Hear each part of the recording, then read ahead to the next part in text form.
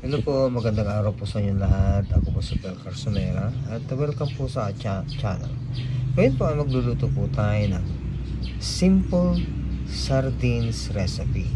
So ayan po, meron tayong sibuyas, malilita, shallot pala, 6 na o 7 na bawang, isang magic sarap, paminta puro, miswa, isang buo, sardines na Youngstown. So yan po ang ating mga ingredients at kakailangan din natin kailangan po natin ng mantika, 4 tablespoon na mantika, 1 teaspoon na salt. So yan po ang ating mga ingredients.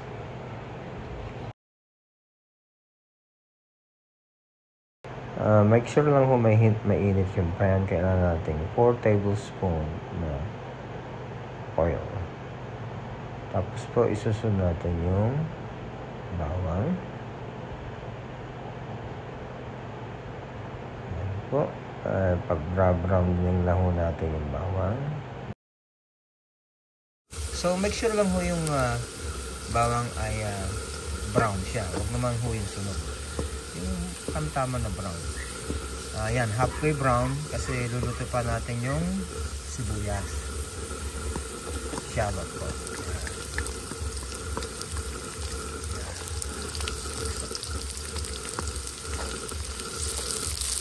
Ayan, medyo brown na po yung bawang. Kaya lulutuin muna natin yung shallot.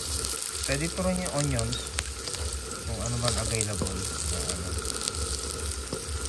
ingredients nasa bahay. Bale, 3 sardinas po yan.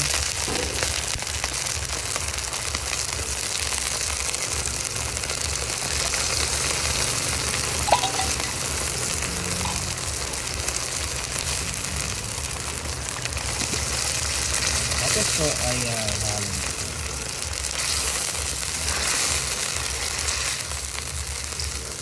Kumulo na ng konti, maglalagay na po tayo ng tubig.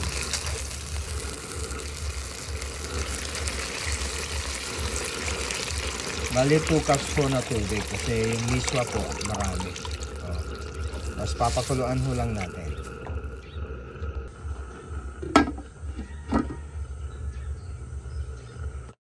At ngayon ko kumulo na siya, lalagyan po natin ng magic sarap. Tsaka 1 teaspoon na asin. Ayun. Yan po.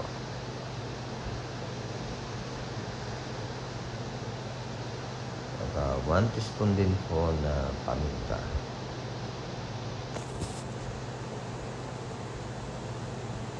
Tikman po natin.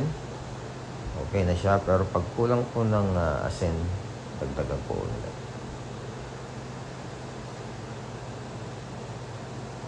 At ngayon po ilalagay na natin yung miswa.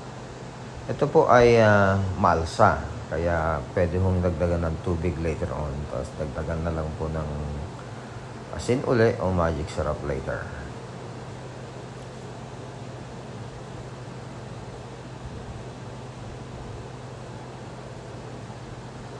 Takpan uli.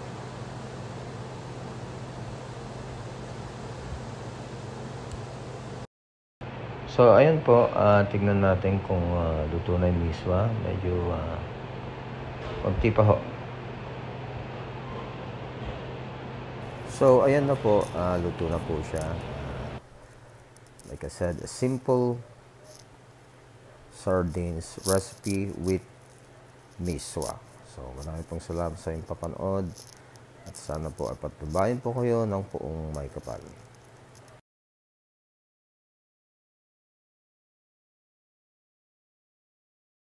Tapos igagaris na lang natin ng scallion. Ayan.